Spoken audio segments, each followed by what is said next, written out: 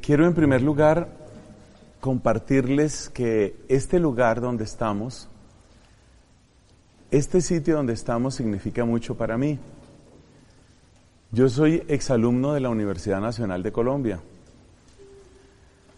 Una vez que terminé mi bachillerato, ingresé a esta universidad y aquí estuve desde febrero de 1982 hasta noviembre de 1984, unos 3 años.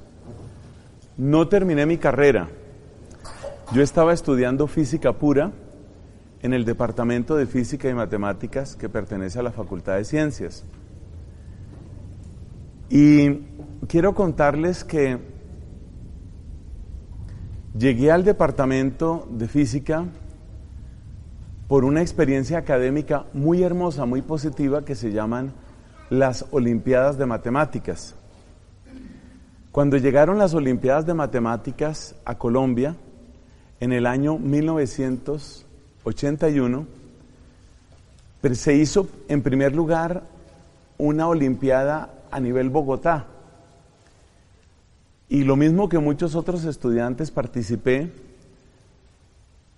Dios en su generosidad me permitió un desempeño muy bueno, realmente muy bueno, porque de hecho tuve el primer puesto en la Olimpiada de Matemáticas de 1981. Formé parte entonces del equipo colombiano que representaba por primera vez al país en la Olimpiada Internacional de Matemáticas, que fue en la ciudad de Washington en ese año. El año siguiente participé en la Olimpiada Internacional de Hungría, porque de nuevo se hicieron eliminatorias en Colombia y de nuevo, bendito sea Dios, el desempeño fue muy alto y por eso formé parte del equipo colombiano que fue a representar al país a Hungría. Estos altos desempeños académicos realmente me llenaron de alegría, pero no solamente de alegría. Cuando yo recuerdo esos tiempos, de inmediato lo que surge en mí es lo que ustedes acaban de escuchar: alabanza a Dios. Pero tristemente en aquella época esa no fue mi reacción. La verdad es que el corazón humano es tan frágil y es tan fácil caer en la vanidad. No solamente yo, sino que también mis papás se sintieron muy gratamente impresionados de tener más o menos como hijo genio, que había ganado 2 veces la Olimpiada Colombiana de Matemáticas en años seguidos y que pues había viajado a Estados Unidos y a Europa. En nuestra cultura esas cosas pesan mucho. Yo tenía en ese momento, cuando la Olimpiada de Hungría, yo tenía 17 años de edad, y cuando la Olimpiada de Washington tenía 16. Pero un año antes de que empezara toda esta historia de Olimpiadas, el Señor me había hecho un llamado. Cuando yo tenía solo 15 años de edad, en un grupo de oración de la Renovación Carismática, con cantos que todavía suenan, por ahí sonaron algunos que yo todavía reconozco, y hay otras producciones muy bonitas recientes. En un grupo de oración de la Renovación Carismática, yo recibí un llamado muy hermoso, el llamado a ser sacerdote. Yo tenía 15 años cuando por primera vez el Señor, a través del grupo de oración, me llamó a servirlo. Y con plena conciencia, a los 15 años yo me di cuenta que lo más bello que se podía hacer en esta tierra era sacerdote de Cristo, y me di cuenta que el Señor quería que yo fuera sacerdote. Pero un año después vinieron todas estas maravillas académicas y todas estas olimpiadas, y la verdad es que a mí me pasó lo que dice la parábola del sembrador. Ustedes recuerdan que hubo una semilla que cayó entre zarzas, y dice Jesús: crecieron las zarzas y ahogaron la semilla. Eso le pasó a mi vocación. No es culpa de la física, No es culpa de la matemática, no es culpa de la universidad, es simplemente mi realidad. Y mi realidad es que quedé tan fascinado por la ciencia que de una manera insensible me fui apartando de la oración, me fui apartando de los grupos, me fui apartando de la Biblia, le di la espalda a todo lo que significaba Dios en mi vida. La realidad es esa, que yo le di la espalda. Y pues como les digo, la familia estaba fascinada conmigo, sobre todo mis papás pues contentísimos con que el muchachito pues es una maravilla. Después del primer semestre yo estuve becado todo el tiempo aquí en la universidad, es decir, los desempeños altos seguían y con esos desempeños altos pues también seguía esa sensación de que yo tenía que ser algo grande y tenía que ser alguien grande en el mundo de la ciencia. Esa sensación, yo hoy lo miro, yo diría con terror, porque me parece muy triste la manera como uno puede alejarse de la luz que una vez ha conocido. Yo no puedo decir que yo no conocía al Señor, mi hogar muy católico, pero atención, los mismos papás que me habían enseñado la fe y que me habían llevado a los grupos, eran los mismos papás que se sentían tan orgullosos de mis resultados en física y en matemáticas, que ellos mismos no querían otra cosa sino que yo siguiera cosechando triunfos. O sea que ahí también hay una enseñanza. Atención papás, ¿cuáles son sus prioridades? Y los que van a ser papás. Entonces yo me aparté de misa, oración, Biblia, grupos, y mi única preocupación era avanzar y tener gran desarrollo, porque claro, esta gente de Olimpiadas de Matemáticas muy pronto me contrató para que yo sirviera de entrenador a otros equipos, de modo que yo era todavía menor de edad y ya estaba pues ganando algún dinero, no era millones, pero estaba ganando algún dinero, ya tenía un empleo y tenía un futuro amplio, y a medida que iba avanzando aquí en la universidad pues se iban abriendo puertas. En aquella época el departamento de física tenía, no sé cómo está la situación ahora, quizás está igual, mejor, peor, yo no lo sé. El departamento de física tenía muy buenos contactos con Europa, especialmente con la gente que trabajaba en centros y grupos de investigación de física de partículas, que eran lo que a mí me atraía. A mí me atraía el tema de encontrar esas leyes básicas. Por supuesto, mis grandes ídolos, literalmente ídolos, eran personas como Isaac Newton, como Albert Einstein y todos los grandes genios del siglo XX, especialmente de la primera mitad del siglo XX. Entonces, con esa fascinación por la ciencia, realmente se le había dado la espalda a Dios sin darse cuenta. La universidad, como ya yo iba avanzando, iba hacia la mitad o un poco más de mi carrera, la universidad empezaba a hablar de posibilidades de beca, que siempre ha tenido, no sé si las tiene también ahora, espero que sí, posibilidades de beca pues para los estudiantes que están en el primer puesto de su respectivo grupo, y ese era el caso mío, porque pues yo iba becado y becado y becado todo el tiempo por desempeño académico. Entonces ya lo que había que empezar a pensar era, pues ¿a dónde voy a hacer mi doctorado en física de partículas? Y me acuerdo que ya se hablaba de una ciudad específica en Alemania, una ciudad llamada Bochum, es un gran centro de investigación de este tema, y la idea es que después de estar en Bochum y después de tener un doctorado en física de partículas, pues tú buscas cómo conectarte con el Centro Europeo para la Investigación Nuclear, que por su sigla en inglés se llama el CERN, el gigantesco laboratorio que está entre Francia y Suiza y que es el paraíso pues para la investigación en física de partículas. Para los que estén un poco al tanto de estas noticias de ciencia, es el laboratorio que hace un par de años confirmó la existencia del bosón de Higgs, lo cual se considera el mayor logro en física experimental pues en muchísimos años. De hecho, pues le valió el premio Nobel a este señor. Entonces, ese era mi horizonte era ese. ¿Dónde quedaba Cristo? Pues no entraba en mis ecuaciones, no entraba en mi mundo. La vida había cambiado de tal manera que mi única preocupación era seguirme juntando con gente brillante, con gente inteligente, aprender más y más de estos temas.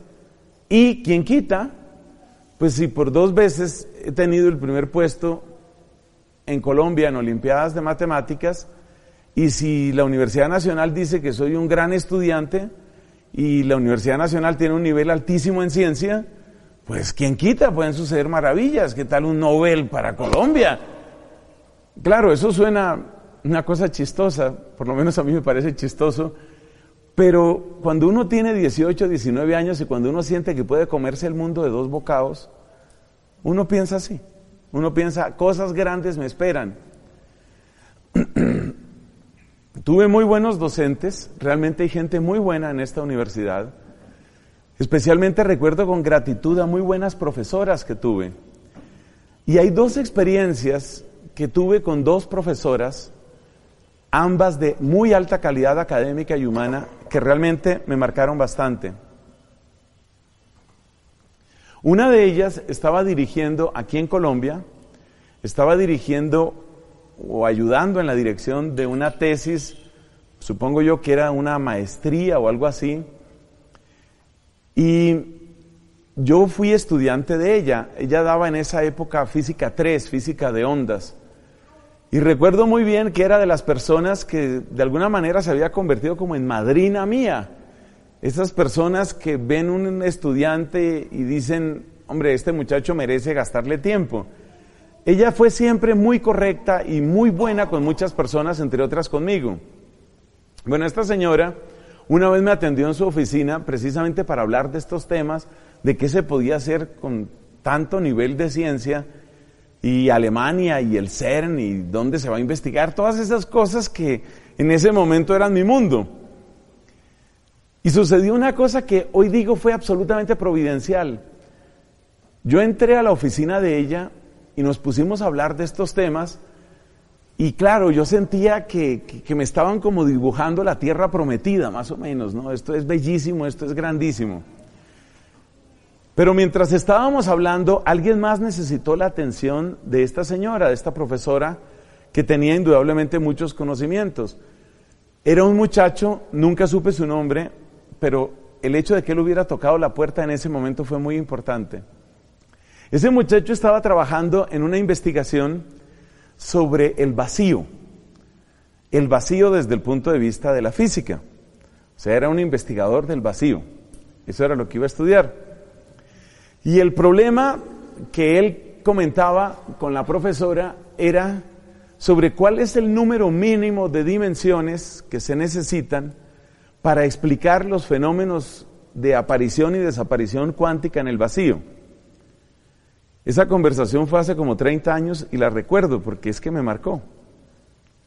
Entonces, indudablemente era un muchacho muy, muy brillante, y ese muchacho empieza a hablar con esta profesora y empieza a comentar sobre el tema este del vacío y las dimensiones del vacío desde el punto de vista matemático, ¿no? Pero luego eso tendrá montones de repercusiones.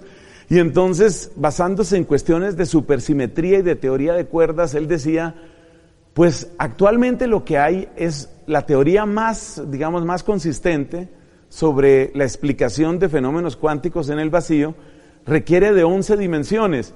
Y este muchacho era otro soñador como yo. O sea, yo por un momento me pude ver en una persona distinta. Y entonces este muchacho dice, así con una sonrisa y como que le brillan los ojos, dice, pero yo creo que eso se puede reducir. Y por supuesto, si tú logras una explicación en menos dimensiones, quiere decir que tu teoría matemática es muchísimo más elegante, muchísimo más fina. Y entonces él dijo, yo creo que hay una manera de reformular esas ecuaciones, esos tensores, para llegar a 7 dimensiones. Más o menos hasta ahí alcancé a entender de la conversación. Lo que sigue es todavía más técnico que lo que he mencionado. Y entonces ellos siguieron hablando sobre el vacío, que si eran 13 dimensiones, no, espere, 11, pueden ser 7, 11, 13. Y claro, la persona que logre explicar fenómenos cuánticos en el vacío con un menor número de dimensiones, realmente ha dado un paso grande en física teórica. Entonces, pues yo ya sin entender mucho lo que estaban diciendo, porque recuerdo, les digo, lo que entendí es lo mismo que les acabo de contar. Entonces, este hombre seguía hablando, yo lo veía a él en su entusiasmo y las 7 dimensiones, o sea, para él lo más importante en el mundo, hay que lograr las 7 dimensiones, y si uno tiene las 7 dimensiones del vacío. Nunca he visto a nadie tan entusiasmado con las 7 dimensiones del vacío. Pero claro, cuando tú te ves en otra persona, es distinto. Yo no sé si a ustedes les ha pasado, los que han tenido o tienen novio o tienen novia, eso, digamos, las personas que ya llevan un tiempo de noviazgo, unos 2, 3 años de noviazgo, y de pronto se encuentran con un amigo que recién tiene novia, y empieza a hablar de cómo su chica es la más hermosa, y es la más increíble, y es la más bella, y el otro como que siente, yo pasé por ahí, o sea, yo sé lo que se siente, y tampoco es para tanto. Entonces, ¿cómo es de importante eso de poder verse uno en otra persona? Y eso fue lo que me regaló el Señor ahí. Entonces, en un momento dado, esta querida profesora le dice al muchacho, le dice, tienes por delante muchísimo trabajo, esto no es fácil, esto no es simplemente un asunto de una maestría, esto se va a un doctorado, y te cuento que fácilmente vas a necesitar 10 y si no 15 años si quieres llegar a una formulación última, pero yo creo que vas en buen camino. O sea, le estaba proponiendo un camino de 15 años de su vida. Bueno, yo miraba pues al hombre así agitado, pues entusiasmado con sus 7 dimensiones, y veía la serenidad, la sabiduría de la profesora que como buena docente lo estaba orientando para que siguiera por donde él se veía. Pero entonces yo me hice la pregunta, ¿y yo? ¿Yo me veo en eso? Evidentemente, parte del entusiasmo del muchacho de las 7 dimensiones del vacío es porque había un resultado previo. O sea, no hacía mucho un científico, será en Australia, será en Canadá, será en Sudáfrica o donde sea, un científico había demostrado que se podía pasar, por ejemplo, de 17 a 11. Y eso todo el mundo lo había visto dentro del mundillo, pues, de la ciencia. Todos lo habían visto como, wow, notable. Por un momento, como que me cruzó, a la manera de un relámpago, me cruzó una idea por la cabeza. ¿Eso vale 15 años de mi vida? O sea, supongamos que este muchacho dentro de 15 años logra demostrar que son 7. ¿Y luego qué? Yo dedico 40 años para demostrar que son 5 dimensiones. Y el día que me esté muriendo, el tema de la muerte ha sido muy frecuente en mi vida, en mi historia, en mi familia. Desde niño yo he tenido que ver partir mucha gente, de amigos y de parientes. O sea, el tema de la muerte es algo que Dios ha utilizado siempre para llamarme de un modo muy peculiar. Entonces, cuando este muchacho estaba dispuesto a regalar 15 años, yo a veces quisiera saber si al fin le salió o no le salió su ecuación de las 7 dimensiones. Yo decía, ¿eso vale 15 años? Para que después otro diga, te equivocaste, Nelson Medina. No son 7, son 6. No sé, hubo como una sensación, adivinen de qué, de vacío. Dentro de mí, o sea, ellos estaban hablando tanto del vacío, que hubo dentro de mí una sensación de vacío. O sea, ¿esto es la ciencia? ¿Esto es la ciencia? No desprecio esas investigaciones, atención, no las desprecio. Me parece grande, me parece noble. De hecho, siempre que puedo, no solamente en un escenario como este, sino en muchos otros sitios, he visto que la ciencia bien entendida, lejos de ser adversa a la fe, es una maravilla. Es una maravilla.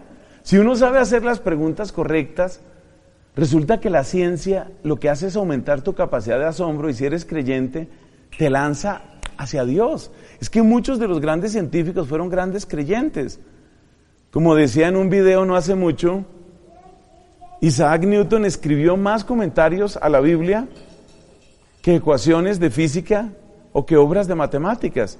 La gran obra de física de Isaac Newton es Principia Mathematica de la Naturaleza, ¿no? Principia Mathematica Philosophiae Naturalis.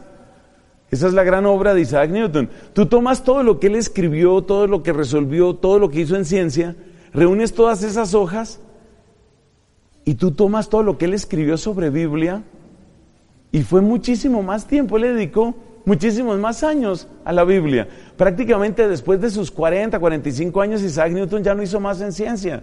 Y recordemos que murió de cerca de 70 y tantos, 80. Como ya no es mi ídolo, ya no sé de cuánto murió. Entonces, no tengo nada contra la ciencia y yo no quiero que nadie desprecie la ciencia. Me parece que uno tiene que estar en guardia es en contra del cientificismo. Ahí sí. El cientificismo es la idolatría de la ciencia, es la idea de que solamente lo que sea conocimiento científico es conocimiento y lo demás es pura conjetura o pura fantasía. Eso se llama cientificismo. Y contra el cientificismo sí que estoy en contra. Contra el cientificismo sí estoy, pero contra la ciencia nunca. Gracias a Dios, esa es otra obra bella de Dios. Lo que yo he vivido a mí me ha confirmado plenamente la grandeza de la empresa científica, de lo que significa la ciencia. Bueno, esa fue una experiencia que de alguna manera me hizo sentir el vacío y me hizo sentir que tal vez a lo que yo le estaba empeñando toda la vida, tal vez no era por ahí. En mi caso, subrayo por última vez, en mi caso, yo no le estoy diciendo a nadie que tiene que repetir mi vida, porque si algo he aprendido es que Dios no necesita fotocopiadora. Dios no hace santos ni en impresoras 3D, ni mucho menos en fotocopias. Cada uno de nosotros es una obra preciosa y Dios se da el lujo de no repetirse. Ahora bien, ¿cuál fue la segunda experiencia? Porque todavía no hemos llegado a por qué esta capilla, ¿no? ¿Cuál fue la segunda experiencia? La segunda experiencia fue mucho más extraña, mucho más loca. Y creo que la palabra loca cabe. La otra experiencia, ¿cuál fue? Resulta que pues yo seguía mis estudios de física y llegamos a una materia, yo diría la primera materia que era absolutamente nueva si comparo con lo que uno ve en un bachillerato promedio. Esa materia era mecánica analítica. Básicamente, como sabrán los estudiantes de ingeniería o los estudiantes de ciencia, la mecánica analítica empieza a funcionar con unos criterios diferentes, porque ya lo que vale ahí no es en primer lugar lo que perceptualmente uno recibe como espacio o como tiempo, sino lo que interesa en la mecánica analítica es establecer lo que allá se llaman parámetros o dimensiones. Es una manera, es algo así como un nivel abstracto, un nivel algebraico, de modo que lo que es el álgebra, la aritmética, eso es la mecánica analítica a la mecánica tradicional. O sea, una materia interesante y de nuevo, gracias a Dios, muy buenos docentes, en este caso también era una profesora. Entonces ella empezó a contarnos cómo se podía hacer una cosa que se llama parametrizar, cómo podemos empezar a cambiar dimensionalmente sin necesariamente seguir las líneas del espacio o del tiempo. Bueno, ella empezó a explicar eso, me pareció absolutamente original y absolutamente interesante, pero resulta que como es una materia tan nueva y esta mujer era una gran docente, no sé si sigue enseñando, era una gran docente, entonces ella no quería simplemente presentar su tema, sino que ella quería que los estudiantes, por decirlo así, no se quedaran.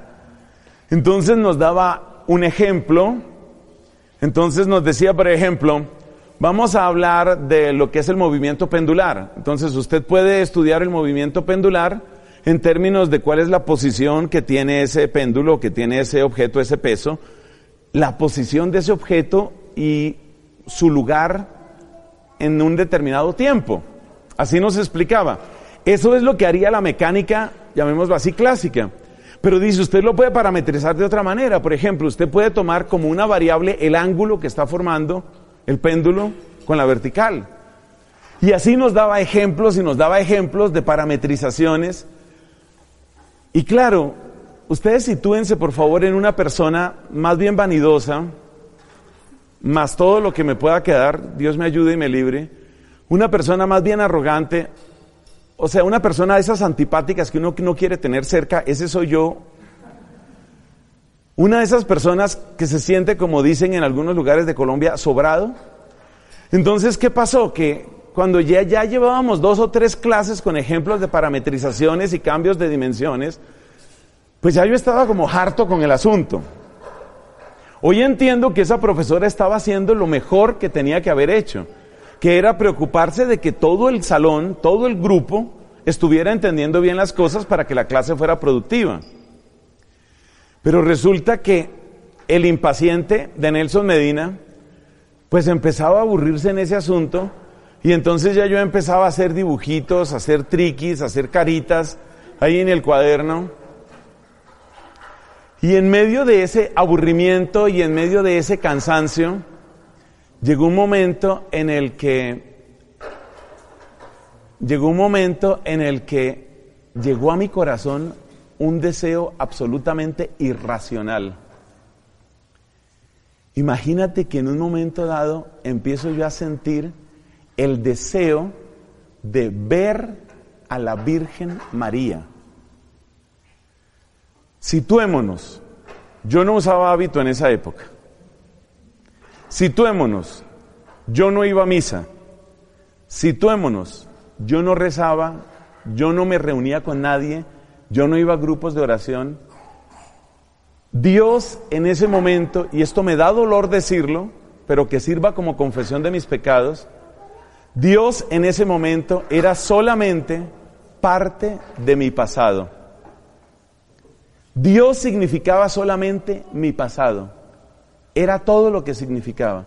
Era algo que había quedado en el pasado. Yo lo he dicho varias veces. Realmente yo estuve tan cerca del borde de ser ateo, que sin que yo lo justifique, yo entiendo a tanto científico ateo. Cuando veo a esos científicos, incluyendo un Richard Dawkins, incluyendo un Peter Singer, incluyendo un Daniel Dennett, cuando yo veo esos que son como jinetes del ateísmo, que consideran que lo primero que hay que hacer para empezar a hacer ciencia es despedirse de la fe, algo dentro de mí los comprende, algo dentro de mí entiende lo que esas personas han vivido, algo dentro de mí sabe, yo hubiera podido ser esa persona, yo estuve muy cerca de ser exactamente esa persona. Uno de los científicos más reconocidos en tiempos recientes aquí en nuestro país, Colombia, es Rodolfo Ginás, neurólogo, investigador, médico, en fin, un hombre polifacético, indudablemente brillante. Este hombre, con toda su capacidad, no pierde oportunidad cada vez que visita Colombia para decir: lo primero que hay que hacer para que Colombia progrese es sacudirse el colonialismo católico, hay que sacudirse la fe, hay que despedirse de la fe. Y me da mucho dolor, mucho dolor, pero al mismo tiempo con humildad digo, yo hubiera podido ser exactamente un Rodolfo Ginás, exactamente lo que ese hombre es. Ese hubiera podido ser yo. Pero resulta que en una mañana allá en el departamento, yo todavía puedo llegar al departamento de física, si no lo han movido. Departamento de física de la Facultad de Ciencias de la Universidad Nacional de Colombia, en un salón, y yo le puedo decir en qué salón porque esas cosas no se olvidan. Yo sentí un impulso irracional que me daba extrañeza, perplejidad y casi rabia. ¿Por qué quiero ver a la Virgen? ¿Qué tiene que ver la Virgen María en esto? Entonces yo despedí ese pensamiento más o menos como mi cerebro está demasiado cansado, demasiado aburrido. Se cancela. Pero luego volvía ese pensamiento. El primer piso de ese edificio del departamento de física son laboratorios. Y si usted camina por este primer piso, pues ahí está la parte de circuitos y la parte de ondas y la parte de frío, de bajas temperaturas. Y yo caminaba por esos corredores y volvía a mi pensamiento, qué bonito sería ver un día a la Virgen. Y volvía y me sacudía y decía, ¿para qué está pasando conmigo? Pero era que no se me quitaba esa idea. Qué bonito sería ver a la Virgen, qué bueno ver a la Virgen María. Mira, era una idea que yo no la producía, era una idea que yo la rechazaba, era una idea que yo la asociaba con un pasado que ya no era mi vida, que ya no era mi presente.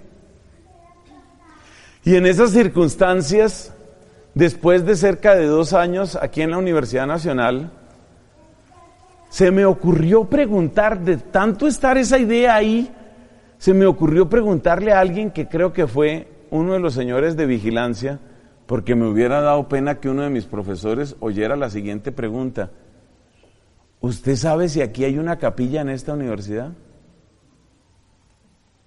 Me hubiera dado pena que mis profesores hubieran oído esa pregunta.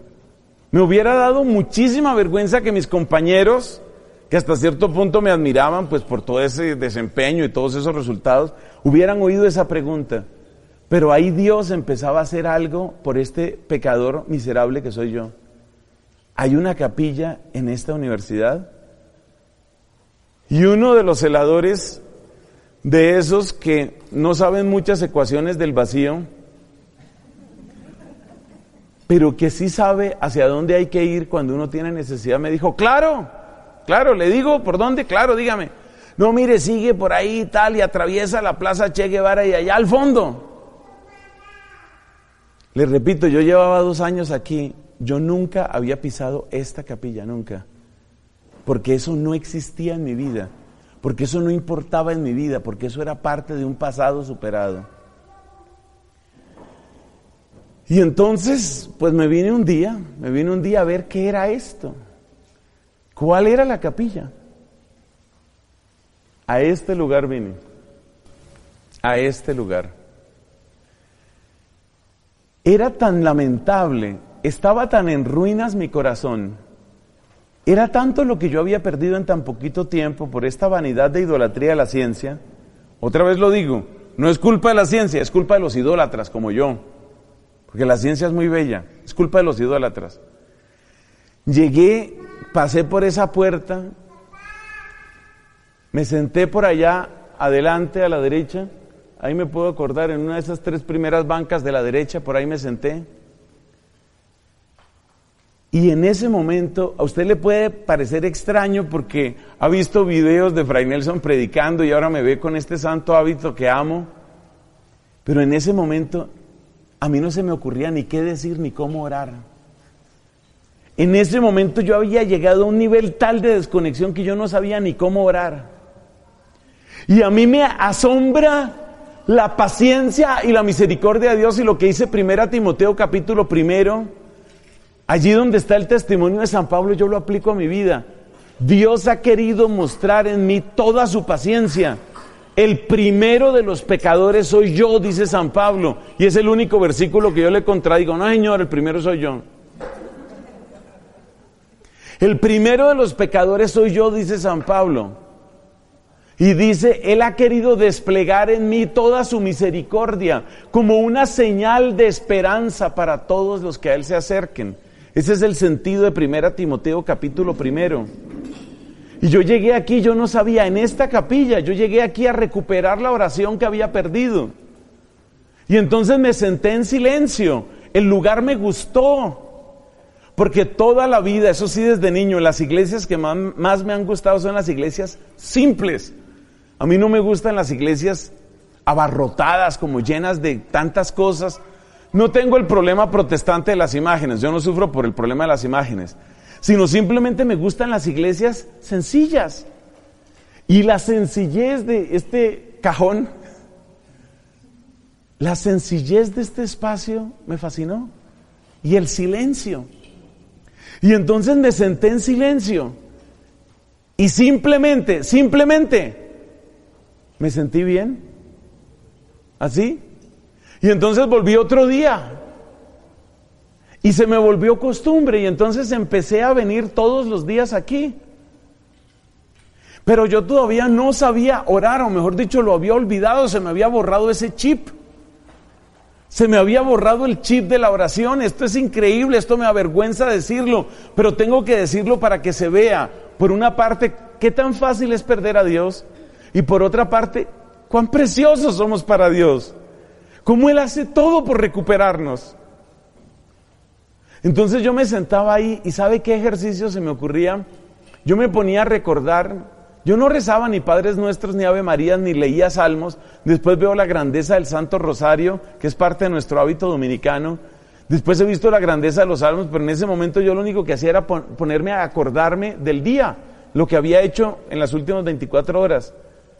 Pero ese ejercicio fue bendito también, porque para mí era como sacar una cámara y como empezar a ver qué clase de persona yo había sido. Y cuando yo empecé a verme así, empecé a ver lo ridículo que era en tantas cosas, lo vanidoso, lo egoísta, lo completamente centrado en mi mundo. Y luego muchas veces al predicarle a jóvenes universitarios yo les digo, mire, el pecado principal del universitario no es la droga, no es el sexo, no es el trago, así ustedes caigan en eso. Tal vez ese no es el peor pecado del universitario. El peor pecado del estudiante universitario es el egoísmo. Solo construye su vida para él y lo que yo voy a hacer y lo que yo voy a conseguir. En mi caso personal ni siquiera el dinero me interesaba mucho, lo mío era la honra, la fama. Eso era lo que a mí me interesaba. Llegar a ser el científico súper famoso. Eso era lo que a mí me interesaba en ese momento. Pero es pura idolatría. Y entonces yo empezaba, ¿qué era lo que yo estaba haciendo ahí? Como una especie de exámenes de conciencia. Y empecé a ver lo ridículo que yo era. Empecé a ver que efectivamente era una persona ridícula. Se juntaron las dos experiencias, ¿no? Lo del vacío de las 7 dimensiones y lo de la Virgen, que finalmente no vi ninguna Virgen, pero la Virgen me trajo acá. Y para mí eso es María. Ella siempre es así. ¡Qué mujer esa! No se queda con nada. ¡Qué capacidad de amor para traernos siempre hacia su Hijo! En mis visitas a la capilla, un día resulta que va saliendo un padre a celebrar misa. Y yo estaba ahí, yo no había ido a misa. O mejor dicho, la razón de mi presencia no era la misa. Pero empezó la misa y entonces, bueno, pues yo me quedé a la misa. Fíjate Dios cómo me iba rescatando poco a poco. O sea, yo digo, ¿cuánto me amó? ¿Cómo me esperó? Por eso yo tengo que creer en un Dios grande. Yo tengo que creer en un Dios compasivo porque Él fue así conmigo. Y empieza la misa. Bueno, pues todo bien. Me acuerdo que esas misas eran cantadas con el fantástico órgano que tiene esta capilla, que suena fantástico, para mi gusto. Me encanta. Entonces, misa acompañada de órgano y tal. Bueno, bien la misa. Leen el Evangelio, el padre lee el Evangelio, el padre empieza a predicar, la homilía es un desastre. La homilía es un desastre, es decir, no se entendía. O sea, así son los curas, pues. No saben ni dónde empiezan, ni qué vueltas dan, ni saben dónde acabar. Qué cosa tan confusa. Claro, yo llevaba todo ese rezago de lógica pura matemática. Yo estaba acostumbrado a que cuando alguien me va a demostrar un teorema, no debe sobrar ni una sola palabra. Esos eran los estándares que habíamos cultivado en las Olimpiadas de Matemáticas y de Física. Cuando usted vaya a demostrar un teorema, usted debe hacerlo de tal manera que no sobre ni una palabra. Y empieza este padre a hablar y hablaba y se devolvía y seguía y subía y bajaba. O sea, el padre, realmente la predicación no me gustó ni poquito, pero había algo en ese sacerdote. Había algo en ese sacerdote. Más allá de las palabras que pronunciara su boca, ¿sabes lo que había en él? Había un deseo tan grande de conectar con nosotros. No éramos muchos los que veníamos aquí a misa, pero de conectar con los que estábamos ahí. Y luego yo lo veía a él en el altar y veía esa parte de la consagración, eso que ningún laboratorio de física de partículas puede hacer. Y este hombre dice, esto es mi cuerpo, esta es mi sangre. Yo miro su rostro, miro sus ojos, veo la gente que está ahí y algo dentro de mí logra resucitar la fe eucarística moribunda que yo tenía, porque esa tampoco se me había muerto. Es decir, yo repito, mi fe estuvo hasta el borde mismo. Pero Dios, yo digo, por la ternura de la Santísima Virgen me preservó de perder la fe. Hasta mi fe eucarística estaba viva. Yo venía de los laboratorios de circuitos y de iones y de temperaturas extremas, y llegaba aquí y veía el acto de la consagración eucarística, y yo sentía dentro de mí, eso es verdad, y eso no lo puede hacer ningún laboratorio. Mira, estaba empezando a resucitar mi vocación y yo no me daba cuenta, estaba empezando a resucitar. Entonces, el padre no era un gran predicador, tampoco es que fuera el peor de los desastres, no era un gran predicador, pero es que él predicaba de otra manera. Él predicaba con ese amor que le tenía a la Eucaristía y con ese amor que nos tenía a los que llegábamos ahí. Y eso a mí me llegó profundamente al corazón.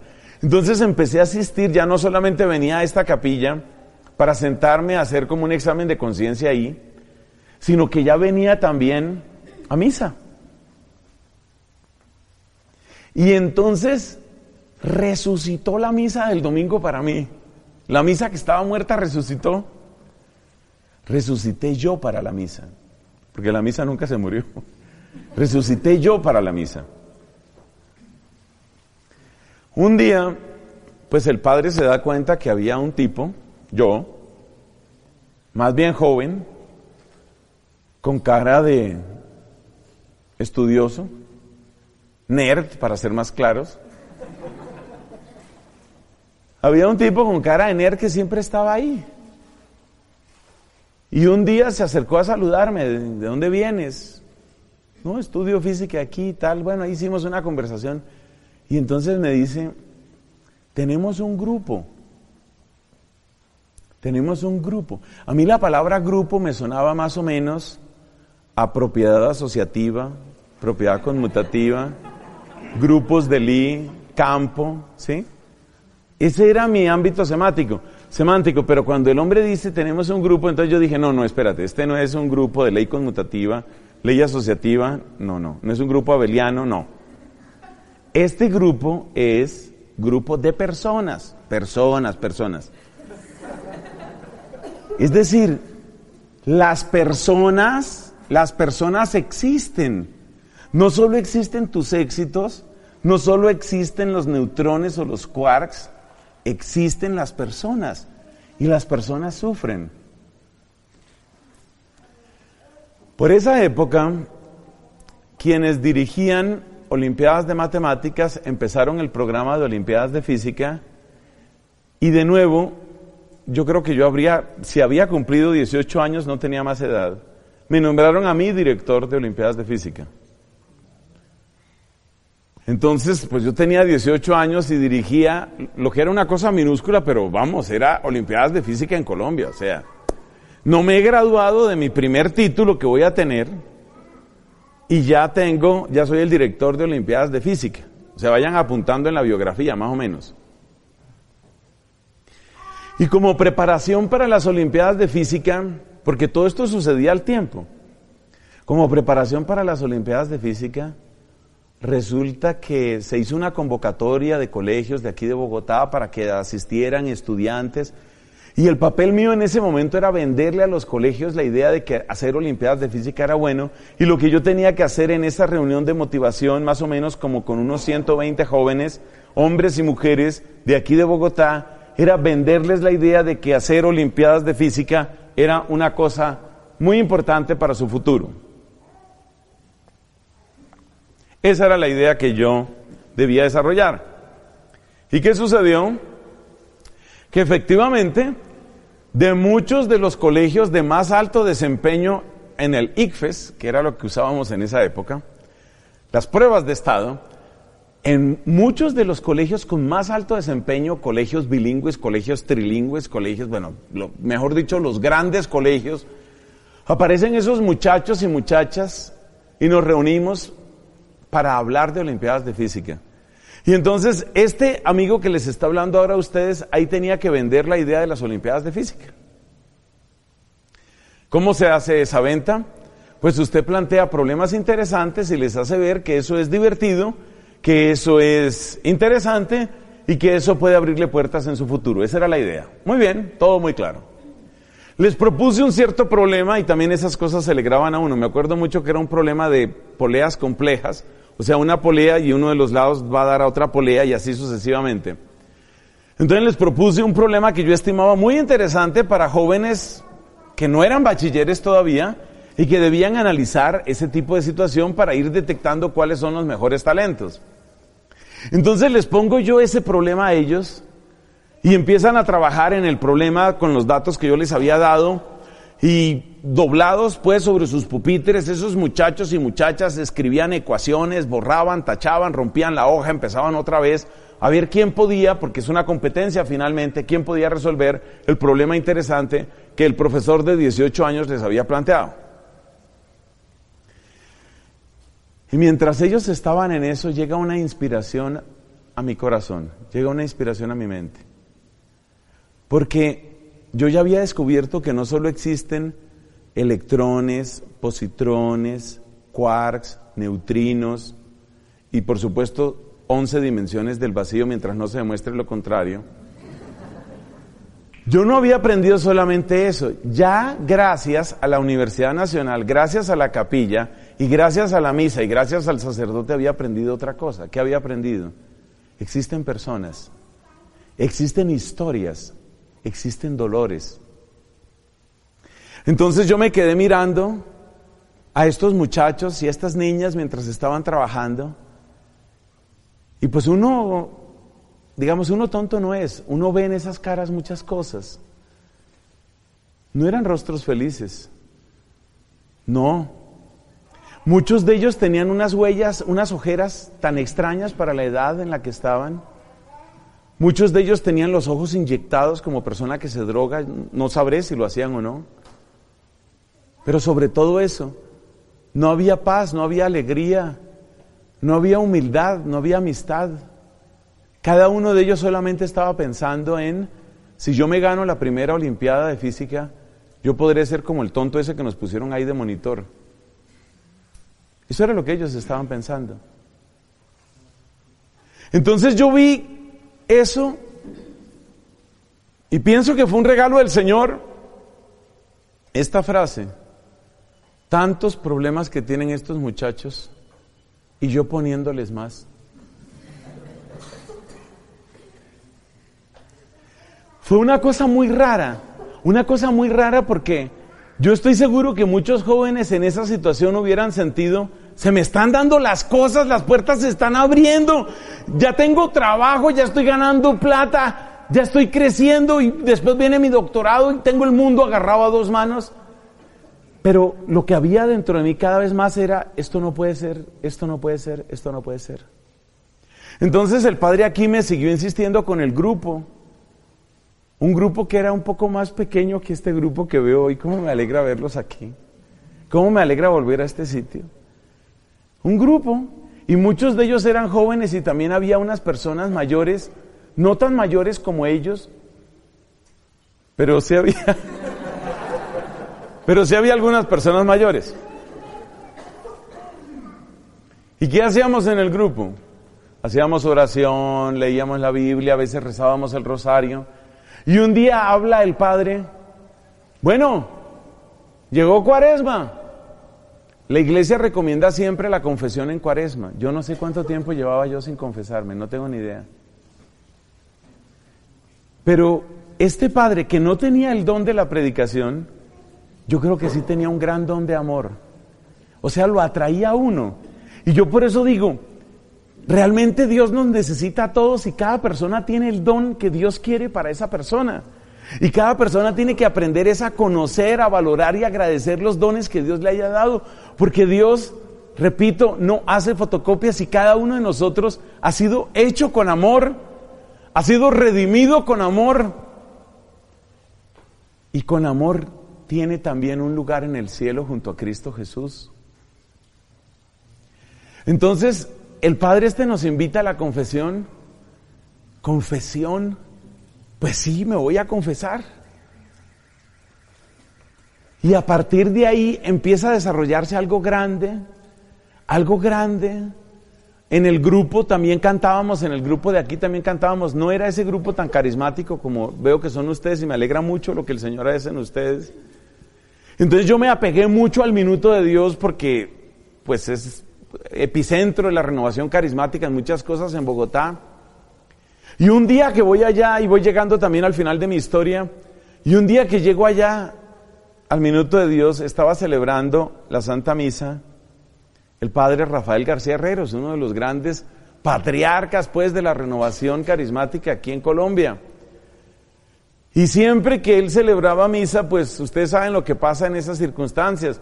Entonces la gente quiere hablar con el padre, pedirle una palabra al padre, un autógrafo al padre.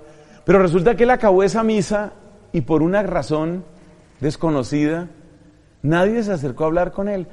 Él, con su ruana típica, que algunos de los mayores aquí recordarán, ¿sí se acuerda la ruana del padre García Herreros? Él con su ruanita salió a calentarse un poco ahí al frente de la antigua iglesia del Minuto de Dios.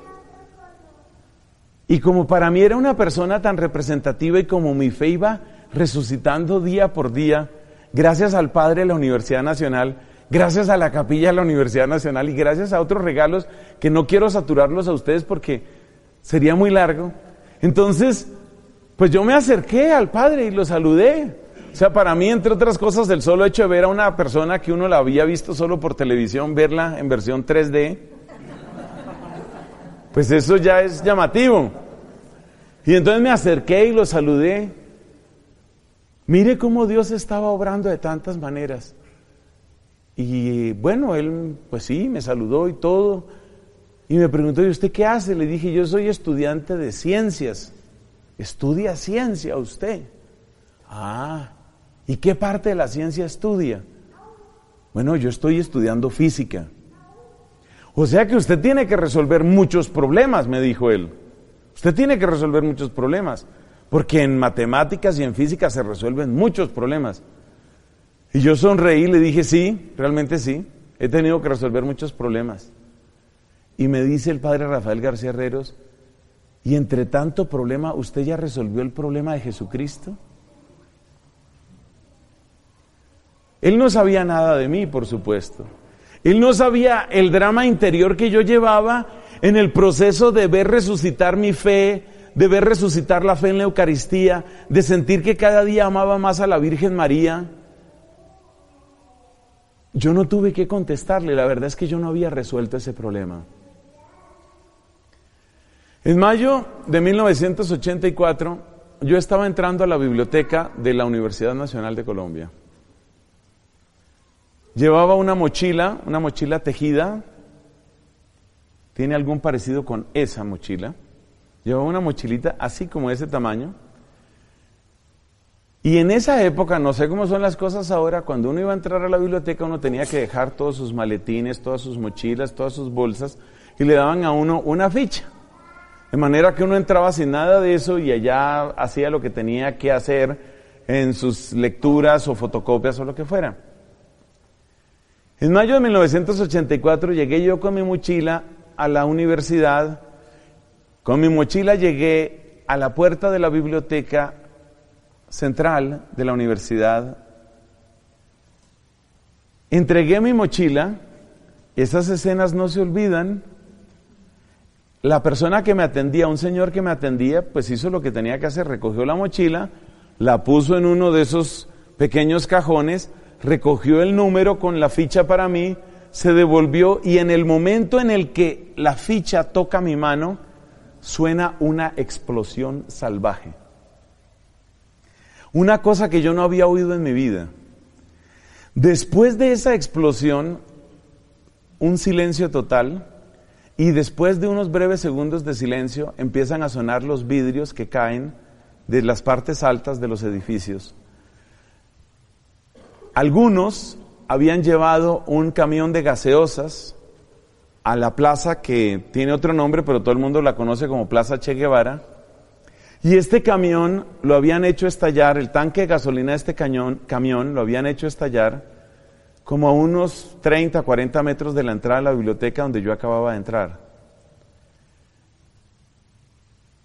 Por eso los vidrios que cayeron fueron vidrios de la biblioteca y vidrios de los edificios que quedan ahí, incluyendo algunos del auditorio. El hombre cuando oyó la explosión, no cruzó una palabra, se devolvió con su ficha, me devolvió la mochila porque él sabía lo que iba a suceder, iban a desocupar la biblioteca inmediatamente. Yo salí con mi mochila, vi el camión que estaba ardiendo, unas personas empezaban a gritar consignas revolucionarias cerca del camión. Yo había recibido instrucciones y tenía acuerdos con mis papás de qué había que hacer en esa época. Uno no llamaba por celular en esa época.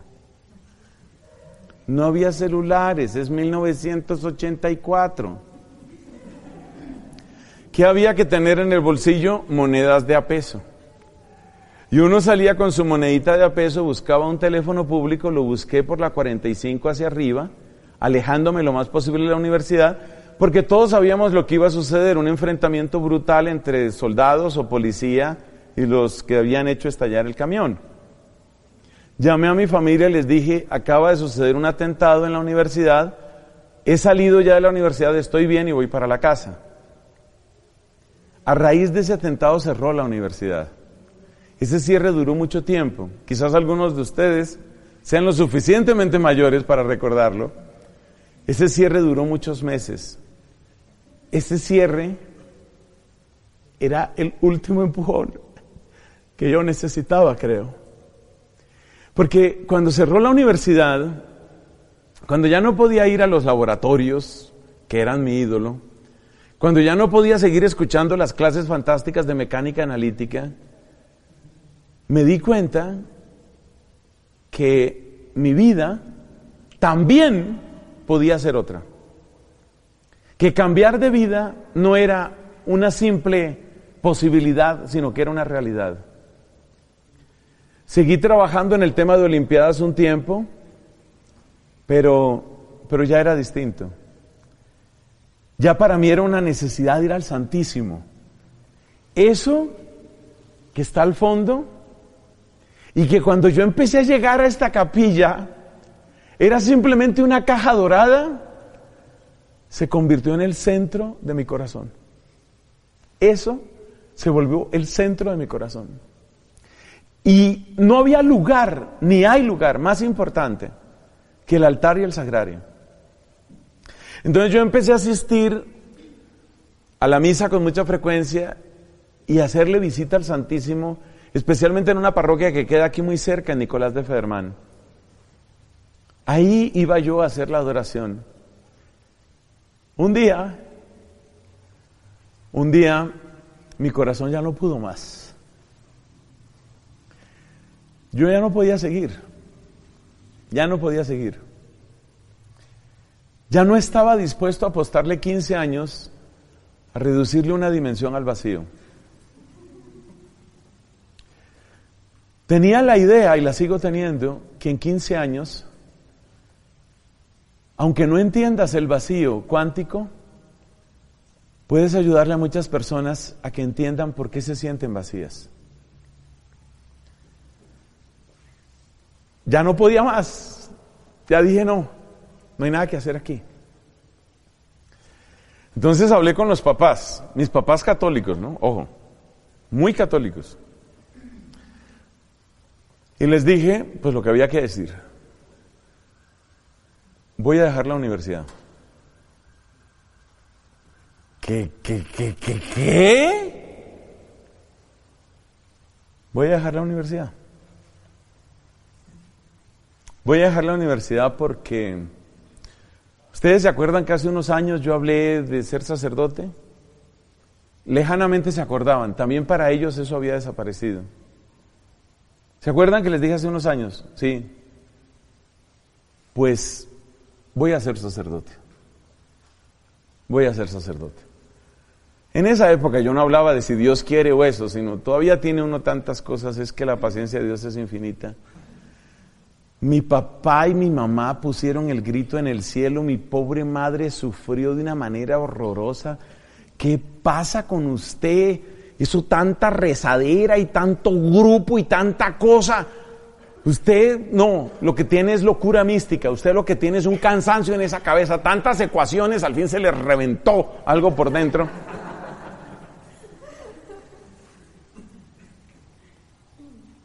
Pero el Señor me dio fortaleza, ese no era yo, el Señor me dio fortaleza. No había personas más importantes para mí en esa época que mis padres. Y el Señor me dio fortaleza para decir, no, esta no va a ser mi vida. Claro, como ellos sabían de la beca en la Nacional, como ellos sabían que iba a ser doctorado becado en Alemania, como ellos sabían de física de partículas en el CERN, como ellos sabían todo eso que yo también sabía, que un hijo, y que ese hijo le saliera con eso, no, este hombre está mal de la cabeza. Mi madre murió hace 6 años, y después ella se convirtió en la aliada número 1. La mejor, más hermosa y más perseverante aliada de mi vocación sacerdotal. Pero en esos meses, no, en esos meses ella no podía. No podía porque veía fracasar ese sueño académico que ya se había convertido también en un ídolo para ellos. Y no podía también por otra razón. Porque yo, cuando tomé la decisión, tenía 19 años, iba a cumplir 20, y ella sentía que desprenderse de un hijo a esa edad era demasiado. Era pedirle demasiado a ella. Entonces mi mamá se dio sus mañas, como son las mamás a veces son mañosas, eso hay que decirlo, todo hay que decirlo, las mamás son mañosas. Entonces la mamá, así un poquito mañosa, dijo, pues siempre es bueno que te hagan una valoración psicológica. Y me llevaron donde un donde un psicólogo. Y el psicólogo pues me examinó y me hizo preguntas y todo esto. Mi mamá esperaba con nerviosismo por ahí afuera. Cuando terminó la entrevista, el doctor la hizo seguir y le dijo, señora, yo no creo que haya ninguna patología psiquiátrica ni psicológica. Simplemente estoy ante una persona que tiene una convicción sobre su vida. Mi pobre mamá bajó la mirada en derrota. Fue muy duro para ellos. Resumiendo, y después de otras historias, el día 26 de diciembre de 1984 estaba yo ingresando a esta comunidad religiosa. Pero a mí me quedó una pregunta. ¿Qué tiene que ver la Virgen con la física? O sea, ¿por qué en un estudio de mecánica analítica me vino a mí a la cabeza lo de la Virgen? Que fue lo que me trajo a la capilla, que fue lo que me llevó a la misa, que fue lo que me llevó a la confesión, que fue lo que me llevó al sacerdote y que fue lo que me cambió la vida. O sea, en esta capilla empezó la transformación de mi vida, en este lugar. Y yo no tenía una respuesta para eso. Tampoco era que se la estuviera exigiendo a Dios. Yo creo que Dios, en su misericordia, sí le regala inspiraciones a uno. Un día estaba yo dando este mismo testimonio o parecido para un grupo de jóvenes interesados en vida religiosa. Y después de que terminé de dar mi testimonio, que siempre me cuesta trabajo darlo sin llorar, bueno, pues ya acabó lo que había que decir. Y me voy caminando a mi habitación en el convento de Santo Domingo donde vivo, porque eso sucedió aquí mismo en Bogotá. Y otra vez me volvió la pregunta de la física y la Virgen. Y fue como si alguien se pusiera a hablar conmigo. Y como si alguien, vamos a suponer, mi ángel de la guarda, se pusiera a hablar conmigo y me dijera, ¿tú por qué querías estudiar física? Entonces yo le respondí, yo no quería estudiar física para hacer dinero. ¿Me tentaba mucho la vanidad y la fama? Sí, eso sí. Pero incluso más allá de la vanidad y la fama me fascina lo de entender. El acto mismo de comprender me fascina. Y yo quería, a través de las leyes de la física, llegar a entender qué es lo realmente esencial y único en la constitución del universo. Yo quería comprender el universo. Y entonces esa voz que me habla me dice, ese camino es muy largo el que tú estabas siguiendo. Si tú quieres conocer el universo como lo pensó Dios, mira a María. La Virgen María es el resumen, imagen y expresión más bella de qué es lo que Dios ha querido hacer en el universo. Y por eso es perfectamente normal que un estudiante de física se enamore de la Virgen María. Lo extraño no es que tú hayas dado el salto de las ecuaciones a la contemplación de la Virgen. Lo extraño es que tantos estudiantes de ciencia no hayan descubierto cómo es el universo cuando Dios lo pensó la primera vez. Ahí entendí por qué se había dado ese salto.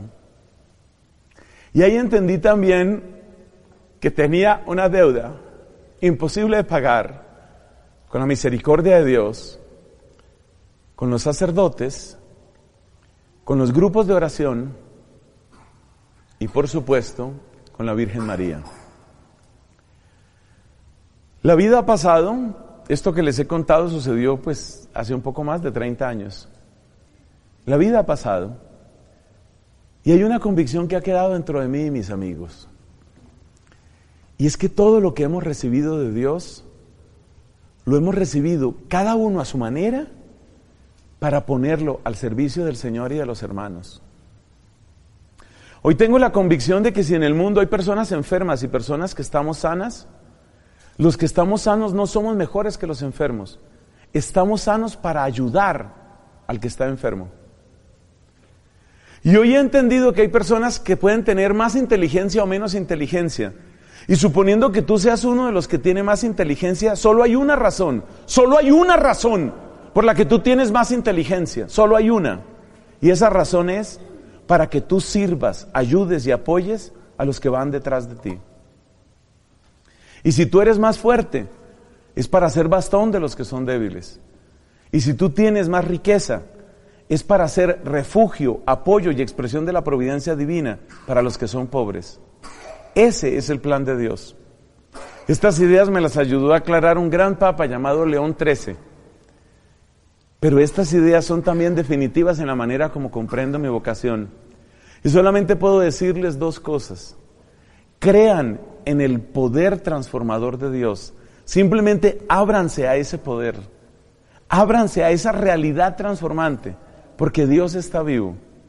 Y segundo, todo lo bueno que acontezca en ustedes, no se olviden que es el motivo para darle la gloria al Señor y es el motivo para servir también a nuestros hermanos. Por eso les invito a que nos pongamos ahora de pie. Digamos juntos, gloria al Padre, al Hijo y al Espíritu Santo, como era en el principio, ahora y siempre, por los siglos de los siglos. Amén.